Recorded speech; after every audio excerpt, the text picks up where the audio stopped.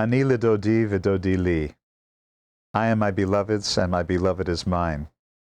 This is a famous line from the biblical Song of Songs, but we have also just entered the month of Elul, the last month in the Jewish calendar, the month in which we start to count down to the High Holy Day season. It's always a little bit of a nervous time for me. I'm always watching the phases of the moon because the moon is really the best indicator of where you are in the Jewish month. And so as the moon becomes full, I realize, well, we've got 2 weeks.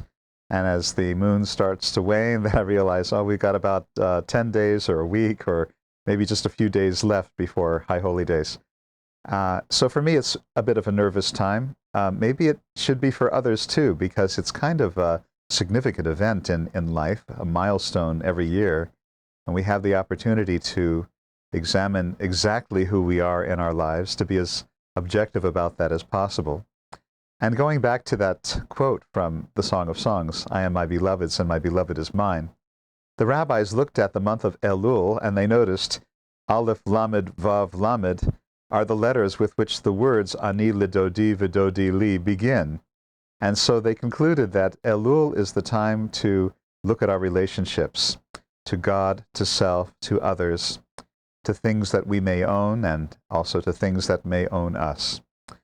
And this whole work of relationship is so vast and complex. It's not really the work of a month. I would say it's more the work of a lifetime. But at least the prompting of the Jewish calendar is that we should devote this time to looking at ourselves in relationship to others. And I guess all of that is subsumed under the category of being in relationship to God, because God ultimately is the essence of all things.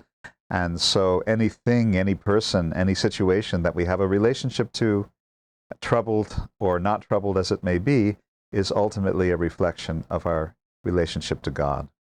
So how do we climb this mountain of complex, contradictory elements that comprise our relationships? I think we need help in this area, and there are people in Jewish tradition willing to give that help. Among them is one of my favorite Jewish spiritual teachers, Rabbi Nachman of Breslov, and I want to share with you just a few of his teachings. They're very simple and direct teachings, but they're the kind of things that you can think about for a very long time. So let me give you a few examples here.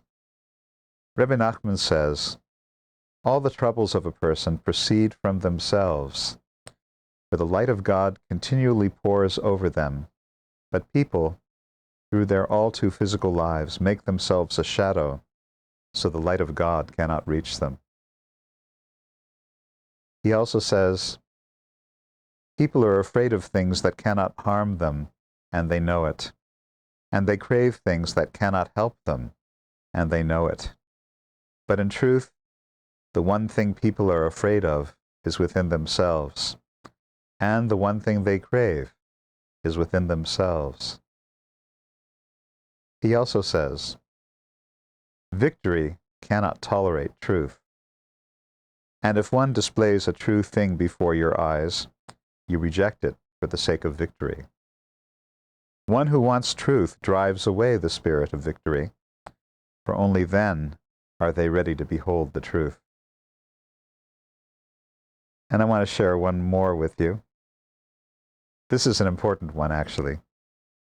He says, the world was created only for the sake of choice and the choosing one. People, the masters of choice, should say, the whole world has been created only for my sake.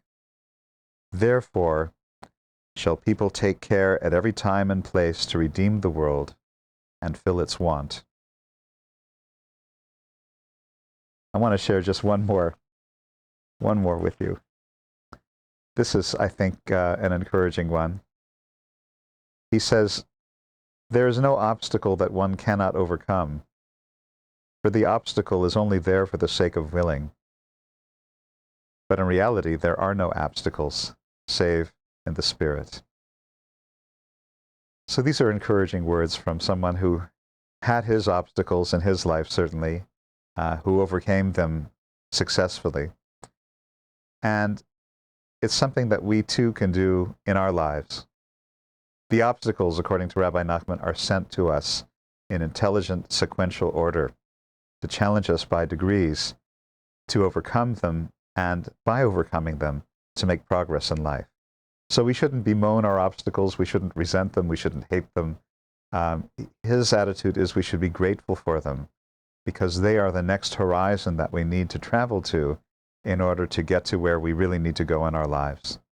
So I want to wish you all a rich and wonderful and safe journey through this month of Elul, and a wonderful High Holy Day season in which we can indeed look at ourselves and our relationships as objectively as possible and fix what needs to be fixed in our lives, in relationship to others, in relationship to ourselves, in relationship to our God. Shabbat Shalom.